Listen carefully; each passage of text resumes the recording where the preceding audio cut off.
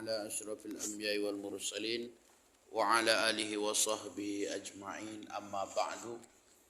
Jamaah rahmatullah subhanahu wa ta'ala, pada malam ini kembali kita bersyukur kepada Allah subhanahu wa ta'ala atas limpahan rahmat, kasih sayang, kesempatan waktu yang Allah berikan kepada kita.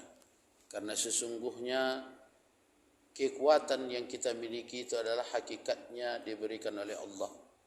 Penglihatan yang kita rasakan malam ini adalah hakikatnya dari Allah. Pendengaran juga hanya Allah titipkan kepada kita. Maka jangan heran kalau ada kita melihat di antara teman kita, saudara kita, bapak kita, makin hari ada badannya makin bungkuk. Makin hari ada penglihatannya makin tak jelas. Bahkan ada sahabat saya, kalau sebelah kanan tak bisa melihat matanya. Putih saja kita bayangan itu. Kemudian ketika Allah berikan itu kita mesti bersyukur. Karena kata Allah, la in syakartum la azidannakum wa la in kafartum inna azabi lasyadid. Kemudian salawat dan salam kepada Muhammad sallallahu alaihi wasallam, kita mencintai beliau luar biasa. Kata Nabi sallallahu alaihi wasallam, tidak sempurna iman seseorang sebelum dia mencintai aku, kata Nabi, sebagaimana dia mencintai dirinya sendiri. Lebih dia mencintai Nabi daripada dirinya sendiri. Sayang kita kepada diri kita. Ketika ada yang luka, kita berusaha untuk mengobati. Ketika kita sakit gigi, umpamanya, mata kita tak bisa tidur. Kenapa? Karena cintanya dia kepada badan kita. Maka oleh sebab itu kita senantiasa bersalawat kepada Muhammad sallallahu alaihi wasallam. Allahumma salli ala Muhammad wa ala ali sayyidina Muhammad.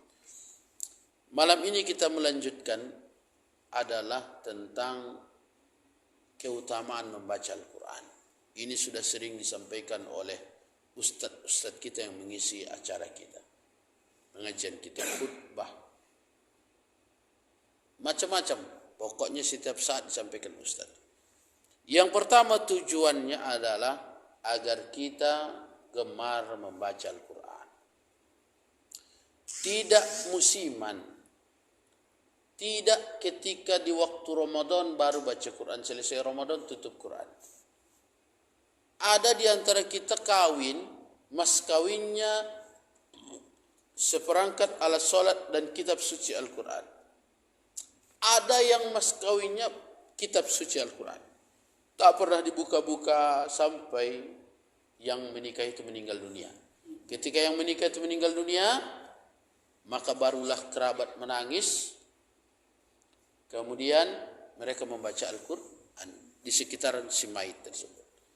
Seharusnya si mayit itu dia baca Quran itu berdebu di rumah. Saya yakin kita ni rata-rata di rumah pasti ada Al-Quran. Paling tidak satu-satu keluarga. Tapi kita lihat, semakin mulus Quran itu berarti semakin tak pernah dibaca. Maka ketika engkau bersahabat dengan kitab Al-Quran, maka Al-Quranmu akan kumuh, akan rusak, akan kulitnya akan terkopek-kopek. Kenapa? Karena sering kita gesek, sering kita pakai, sering kita gunakan untuk membaca Al-Quran. Maka yang pertama kata Nabi sallallahu alaihi wasallam adalah mendapat 10 kebaikan. Sebagaimana disebutkan Nabi sallallahu alaihi wasallam, diriwayatkan oleh Ibnu Mas'ud radhiyallahu anhu, bahwa sesungguhnya orang yang membaca Al-Quran itu akan dibalas 1 huruf 10 kebaikan. Maka kata Nabi, la aqulu alif lam mim harf. Aku tidak mengatakan, kata Nabi, alif lam mim itu 1 huruf. Tapi kata Nabi, walakin, akan tetapi kata Nabi, alif 1 huruf, lam 1 huruf, mim 1 huruf. Berarti 3 huruf. Alif lam mim 3 huruf. Kita baca 3 huruf, berarti itu dikali 10 kebaikan. Bagaimana kalau kita membaca Quran 1 halaman? Hitunglah sendiri. Bagaimana ketika kita membaca Quran waktu sholat? Beda itu pahalanya sholat dengan ketika kita tak sholat. Ketika sholat sunnah misalkan, habis kita sholat isya, sholat sunnah ba'diyah kita baca rakaat pertama surat Al-Qiyamah, rakaat kedua kita baca surat